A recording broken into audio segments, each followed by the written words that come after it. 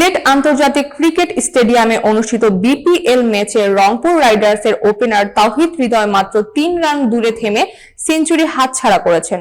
রাজশাহী ওয়ারিয়র্সের বিপক্ষে ৫৬ বলে ৯৭ রান করেন হৃদয়। তার ইনিংসে ছিল ৬টি ছক্কা ও ৮টি চার। ইনিংসের শেষ বলে জিমি নিশামের ইয়র্কার লেংথ ডেলিভারি ব্যাটারকে বোলারের হাতে তুলে দেয়। হৃদয় বিধ্বংসী ব্যাটিংয়ে নির্ধারিত ২০ ওভারে রংপুর ৪ উইকেটে হারিয়ে ১৭৮ রানের সংগ্রহ করে। ওপেনিংয়ে নেমে কাইল মেয়ার্সের সঙ্গে ইনিংস শুরু করে দ্রুত আক্রমণাত্মক ভূমিকা নেন হৃদয়।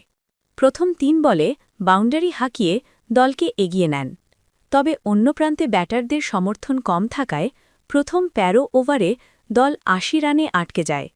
এরপর খুশদিল শাহের সঙ্গে চতুর্থ উইকেটে মাত্র ৫১ বলে ১০৫ রানের জুটি গড়ে দলকে বড় সংগ্রহের পথে নিয়ে যান হৃদয়।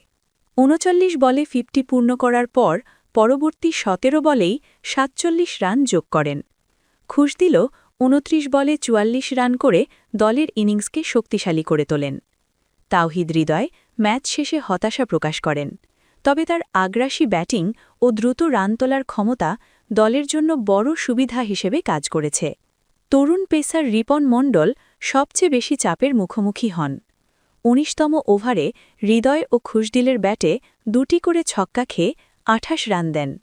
এই ইনিংসের মাধ্যমে বিপিএলে তাওহিদ হৃদয়ের দ্বিতীয়বার ৯০ ছাড়িয়েও ১০০ রানের আগে ইনিংস শেষ করার ঘটনা ঘটল।